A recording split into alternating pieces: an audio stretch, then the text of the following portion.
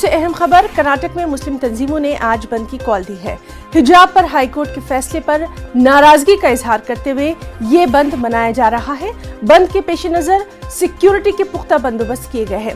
बेंगलुरु में दफा 144 नाफिज है, लिहाजा जुलूस और एहतजाजी मुजाहिरों के लिए इजाजत नहीं है। बेंगलुरु के मुस्लिम अक्सरियती इलाकों में इस वक्त दुकानें पूरी तरह से बंद नजर आ रही हैं। शिवाजी नगर, डीजे हल्ली, केजी हल्ली, रहमत नगर में बंद का नुमाया असर देखने को मिल रहा है। कर्नाटक के अमीर शरीयत मौलाना सगीर अहमद इरशादी ने पुरअमन तरीके से बंद मनाने की अपील की है। जोर जबरदस्ती के साथ दुकानें बंद न करवाने की अपील वो लगातार करते रहे हैं।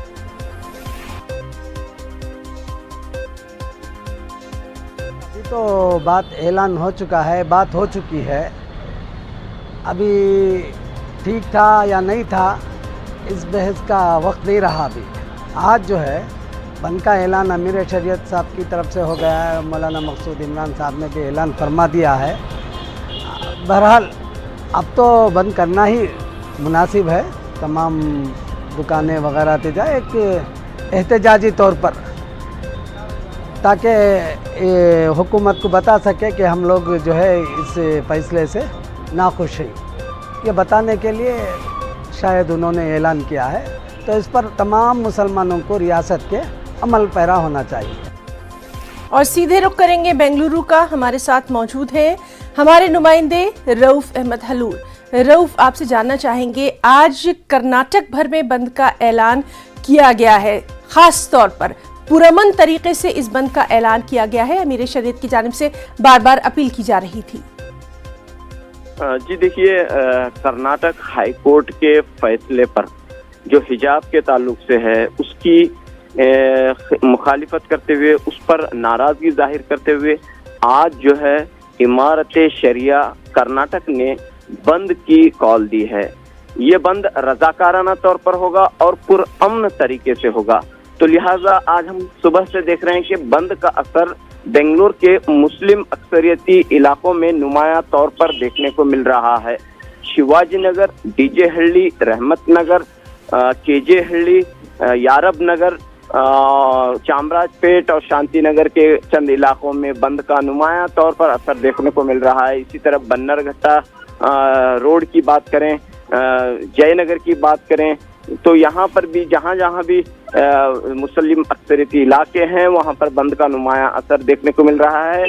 अमीर शरीयत ने बिरादरान वतन से भी अपील की है कि वो इस बंद की तायीद करें, लेकिन इस बात पर भी जोर दिया है कि कोई भी जोर जबरदस्ती से दुकानें बंद नहीं करवाए जाएंगे, कहीं भी जो है नारेबाजी नहीं की जाएगी, जुलूस नहीं निकाला जाएगा, किसी भी तरह का एहतजाजी मुजाहिरा रोडों पर, सड़कों पर नहीं होगा। बस दुकानें बंद रखकर एहतजाज दर्ज करना है।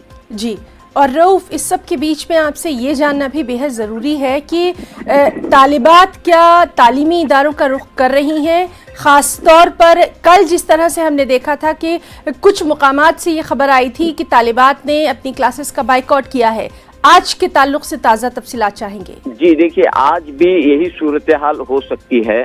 जैसा कि हमने देखा कि लड़कियों ने कॉलेज के गेट के बाहर अपना खामोश तरीके से एहतजाज दर्ज किया।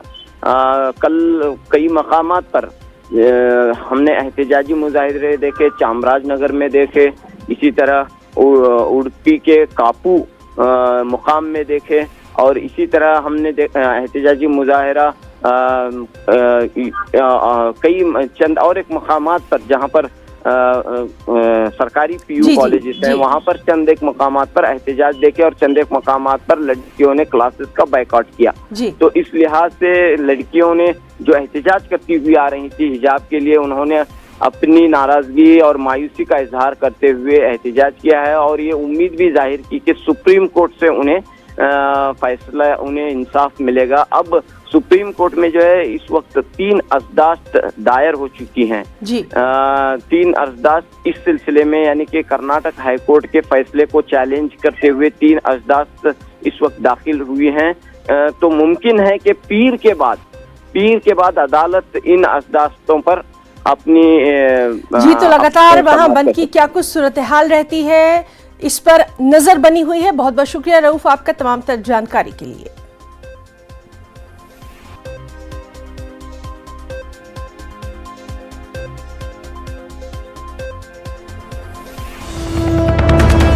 और जम्मू कश्मीर से इस वक्त की बड़ी खबर आपको दे दें, बहनीपुरा राजवाड़ हंदवाड़ा में आतिशज़दगी का वाकया पेश आया है। अभी तक की जो इत्तलात है उसके मुताबिक 2 मकान जलकर खाकसर हो गए हैं। कल रात ये वाकया पेश आया है। तो बहनीपुरा राजवाड़ हंदवाड़ा में आतिशज़दगी का ये वाकया पेश आया है। इसमें 2 मकान जलकर खाकसर हो गए हैं। जम्मू कश्मीर से ये अहम खबर, क्या कुछ इसमें नुकसान हुआ है उसके ताल्लुक से भी लगातार हमारी नजर बनी हुई है। फिलहाल बहनीपुरा राजवाड़ हंदवाड़ा में आतिशज़दगी का ये वाकया पेश आया है। अभी तक की इत्तलात के मुताबिक 2 मकान जलकर खाकसर हो गए। तस्वीरों में आप साफ तौर पर देख सकते हैं ये आग कितनी हौलनाक थी। मकान पूरी तरह से जलकर खाकसर हो चुके हैं। याहिया सुल्तान हमारे साथ मौजूद हैं। याहिया, आपसे जानना चाहेंगे ये वाकया कब पेश आया और इसमें कितने नुकसान की अभी तक इत्तला? जी हिना, मैं आपको बताता चलूं कि दौरान शब जो है ये वाकया पेशा आतिशज़दगी के एक होलनाक वारदात जो है वो बहनीपुरा कुपवाड़ा जिले के जो हंदवाड़ा राजवाड़ा इलाका है वहां पर दौरान शब ये वाकया पेशा है, जिसमें करीबन 4 मकान जो हैं रिहायशी मकान इसकी लपेट में आ गए और जो 2 हैं वो कम्प्लीटली डैमेज हो गए हैं और जो 2 रिहायशी मकान हैं उनको भी काफी नुकसान हुआ। यानी कि करोड़ों रुपए मालियत की जो है इमलाक जो है राख के ढेर में तब्दील हो गई है। और फिर बाद में जो फायर एंड इमरजेंसी सर्विस वहां पर पहुंच गई, अगर वो वक्त पे नहीं पहुंचते तो पूरा इलाका जो है राख के ढेर में तब्दील हो जाता। तो इस वक्त जो है वहां पर इस वक्त आग बुझाने की कोशिशें भी जारी हैं और रात भर जो है आग बुझाने की कोशिशें जारी थी, लेकिन असल वजह जो अभी पता नहीं चल पा रही है कि आखिर आग की वजूहात क्या है, आग किस तरह नमूदार हुई है। फिलहाल वहां पर तमाम मुकामी लोग जो police, fire and emergency service आग बुझाने की कोशिशों में इस वक्त वो बचाव कार्रवाइयों में लगे हुए हैं। लेकिन ये माना जा रहा है कि करोड़ों रुपयों का नुकसान हुआ है कि 3 मंजिले मकाना थे जो राख के ढेर में तब्दील हो गए हैं। जी हिना, बहुत बहुत शुक्रिया याहिया आपका तमाम तर तफसीलात के लिए। 5 रियासतों में हुए असेंबली इंतखाबात में हार के बाद कांग्रेस में माथापच्ची का दौर जारी है। कल कांग्रेस के नाराज G23 कैंप के लीडरों ने दिल्ली में राज्यसभा के साबिक मेंबर पार्लियामेंट गुलाम नबी आजाद की रिहाइशगाह पर एक मीटिंग मुनक्किद की। इस मीटिंग में मनीष तिवारी, आनंद शर्मा, शशि थरूर समेत 18 लीडरों ने शिरकत की। इजलास के बाद ग्रुप की जानिब से एक बयान जारी किया गया जिसमें कहा गया कि बीजेपी से मुकाबला करने के लिए कांग्रेस को मजबूत करना बेहद जरूरी है। हम कांग्रेस पर जोर देते हैं कि वो हम ख्याल सियासी पार्टियों के साथ बातचीत शुरू करें ताकि 2024 के लोकसभा इंतखाबात के लिए एक काबिले एतमाद मुतबादिल की राह हमवार की जा सके। प्रेस रिलीज जारी करते हुए कहा गया कि असेंबली इंतखाबात में कांग्रेस की शिकस्त और पार्टी छोड़ने वाले लीडरों कारकुनों का मुसलसल ख्याल ही नहीं रखा जा रहा है। इसी मसले पर बात करने के लिए ये मीटिंग तलब की गई थी। दूसरी जानिब जराये के मुताबिक आज गुलाम नबी आजाद सोनिया गांधी से मुलाकात कर सकते हैं।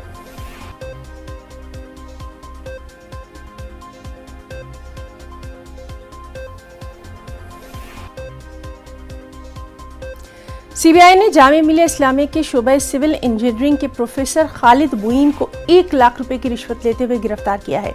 सीबीआई की छापेमारी में खालिद मुईन के घर से 30 लाख रुपए नकद और 1 करोड़ 19 लाख रुपए के बैंक डिपॉजिट जब्त किए गए। मुईन को दिल्ली की एक कंपनी से रिश्वत लेते हुए गिरफ्तार किया गया। मुईन पर इल्जाम है कि उन्होंने मुबैना तौर पर गुरुग्राम में चिंतल्स पैराडाइज अपार्टमेंट्स को नकली सिक्योरिटी सर्टिफिकेट फराहम किया था। इमारत का एक हिस्सा हाल ही में गिर गया था जिसमें 2 खवातीन हलाक हो गई थी।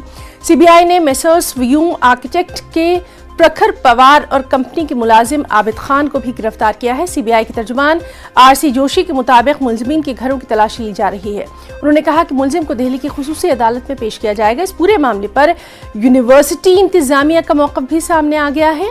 यूनिवर्सिटी एडमिनिस्ट्रेशन ने साफ कर दिया है कि इस मामले का यूनिवर्सिटी से कोई ताल्लुक नहीं है क्योंकि प्रोफेसर जामिया के अलावा बाहर मुशीर के तौर पर काम करते थे।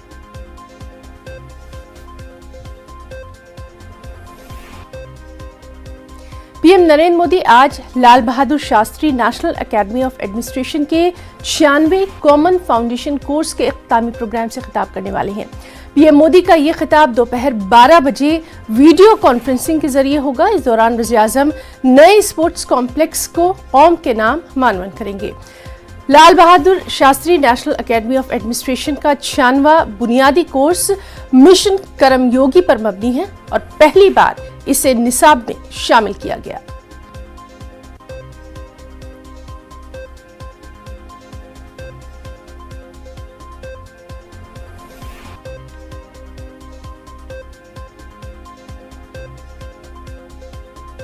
आज की ताज़ा खबर में फिलहाल वक्त एक छोटे से ब्रेक का।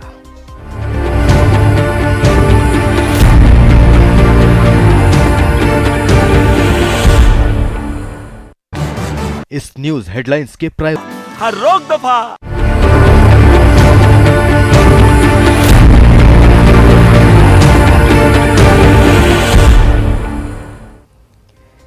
और अब बेहद अहम बैनुल-अक़वामी खबर, यूक्रेन पर रूस के हमले जारी हैं। मारियोपोल समेत कई जगहों पर रूस ने ताज़ा हमले किए हैं। मारियोपोल में ड्रामा थिएटर और सेंट्रल मार्केट को निशाना बनाया गया है। यूक्रेनी हुक्काम के मुताबिक थिएटर में 1000 से ज्यादा अफराद पनाह लिए हुए थे। मारियोपोल की मकामी काउंसिल के मुताबिक हमलावरों ने थिएटर को तबाह कर दिया। उनकी इस कारस्तानी को यूक्रेन के अवाम नहीं भूलेंगे। इस हमले में कितनी हलाकतें हुई, इसकी तस्दीक अभी यूक्रेनी हुक्काम ने नहीं की है। मारियोपोल में ही एक सेंट्रल मार्केट को भी निशाना बनाया गया। मारियोपोल में लगातार रूसी बमबारी के सबब पानी और बिजली की सप्लाई मुनक़ते है। उधर मिलिटोपोल के मेयर को छुड़ाने के लिए 9 रूसी कैदियों को रिहा किया गया है। 5 दिन पहले मेयर का अगवा कर लिया गया था। इस बीच यूक्रेन की मकामी मीडिया रिपोर्ट्स के मुताबिक रूस और यूक्रेन जंग के खात्मे के लिए आर्जी अमन मंसूबे पर गौर-व-खौज कर रहे हैं। और इंटरनेशनल कोर्ट ऑफ जस्टिस ने रूस को यूक्रेन पर हमला फौरन बंद करने का हुक्म दिया है। अदालत ने अपना फैसला सादिर करते हुए कहा कि रूस यूक्रेन में फौजी ऑपरेशन को फौरी बंद कर दे, वरना वो मजीद अलग थलग पड़ जाएगा। यूक्रेन ने आईसीजे से रुजू किया था। यूक्रेन, अमेरिका और दीगर मुल्कों ने आईसीजे के फैसले का खैर मकदम किया है।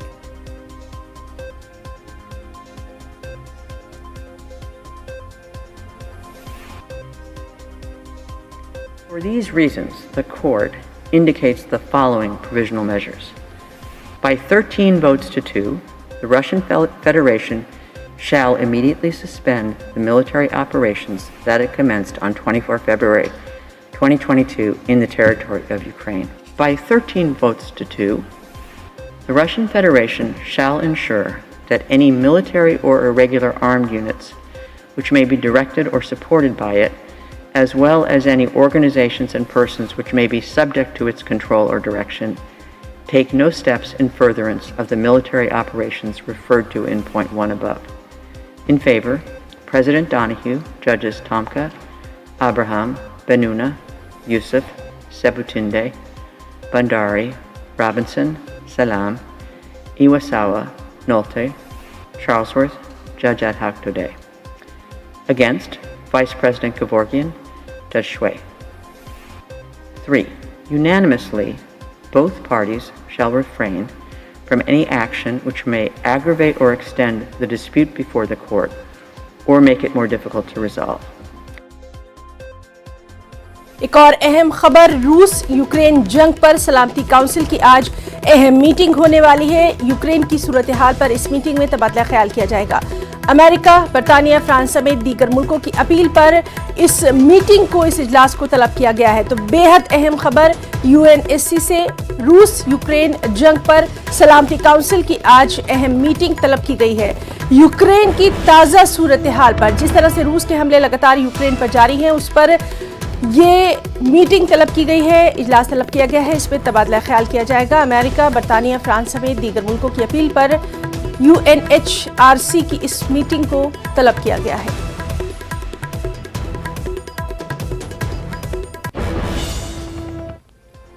यूक्रेनी सदर वोल्दिमीर ज़ेलेंस्की ने अमेरिकी कांग्रेस से खिताब में पर्ल हार्बर और 9/11 का हवाला देते हुए कहा कि यूक्रेन को तो रोजाना ऐसी सूरत हाल का सामना है।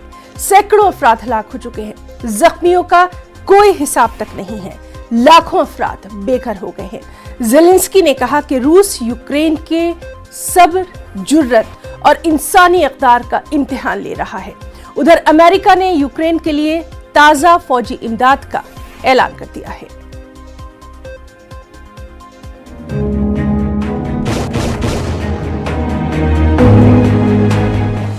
पर्ल हार्बर और 9/11 जैसी सूरत हाल का यूक्रेन को है सामना। रूसी बमबारी में हजारों अफराद हो चुके हैं हलाक। यूक्रेन पर कायम किया जाए नो फ्लाई जोन। रूसी जारहियत से मुकाबला करने के लिए हथियार, जंगी तैयारे और मिसाइल किए जाएं फराहम। यूक्रेन मुश्किल दौर से गुजर रहा है। अपनी दिफा के लिए वो तमाम वसाइल बुरोकार ला रहा है, लेकिन जारह दुश्मन से मुकाबले के लिए इसे फौजी इमदाद की अशद जरूरत है। अमरीकी कांग्रेस से खिताब में यूक्रेनी सदर ज़ेलेंस्की ने इसी जरूरत पर जोर दिया। उन्होंने जंग की तबाहकारियों को उजागर करने के लिए पर्ल हार्बर और 9/11 का हवाला दिया। साथ ही साथ नो फ्लाई जोन कायम करने का अपना मुतालबा अमरीकी कांग्रेस के सामने दोहराया। दुश्मन का डटकर मुकाबला करने के लिए ज़ेलेंस्की ने फौजी साजो सामान का भी मुतालबा किया। Згадайте Перл-Харбор. Страшний, трагічний ранок 7 грудня 41-го року, коли ваше небо було чорним від атакуючих вас літаків. Згадайте це. Згадайте 11 вересня. Страшний день 2001 року, коли зло намагалося перетворити ваші незалежні території, ваші міста у поле битви. Коли були атаковані люди, звичайні, невинні люди. ज़ेलेंस्की ने अमेरिका से अब हासिल हुए इमदाद पर सदर बाइडेन का शुक्रिया भी अदा किया। उधर सदर जो बाइडेन ने यूक्रेन के लिए 800 मिलियन के नए पैकेज का ऐलान किया। बाइडेन के मुताबिक यूक्रेन अपनी आजादी और जमहूरियत के लिए लड़ रहा है। What's at stake here are the principles that the United States and the United Nations across the world stand for. It's about freedom. It's about the right of people to determine their own future. It's about making sure Ukraine will never be a victory for Putin, no matter what advances he makes on the battlefield. This is a struggle that pits the appetites of an autocrat against humankind's desire to be free. And let there be no doubt, no uncertainty, no question. America stands with the forces of freedom. We always have and we always will. This could be a long and difficult battle, but the American people will be steadfast in our support of the people of Ukraine in the face of Putin's immoral, unethical attacks on civilian populations. We are united in our abhorrence of Putin's depraved onslaught. उन्होंने कहा कि इससे कबल Ukraine को दिफाई और जरूरी इस्तेमाल की अशिया की सूरत में 65 करोड़, 35 करोड़ और 20 करोड़ डॉलर की इमदाद दी जा चुकी है। यूं अब तक यूक्रेन के लिए ऐलान करदा अमरीकी इमदाद की कुल मालियत 2 अरब डॉलर हो चुकी है। Bureau report, news 18 Urdu.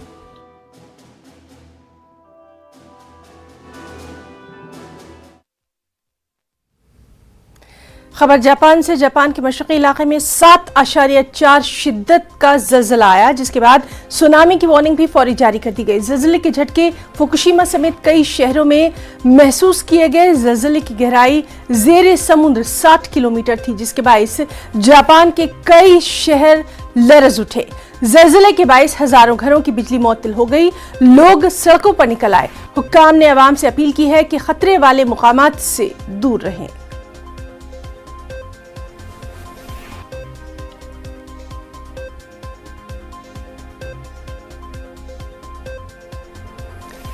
Corona पर अपडेट आपको दे दें। चीन में कोरोना का ओमिक्रॉन वेरिएंट फिर फूट पड़ा है।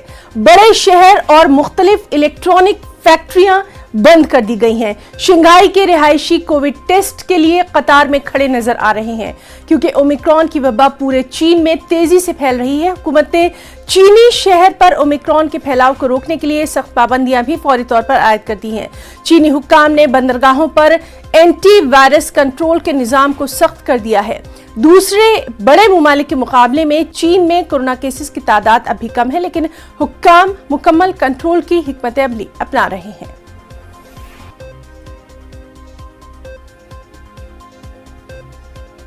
तो आज की ताज़ा खबर में फिलहाल इतना ही। आदाब।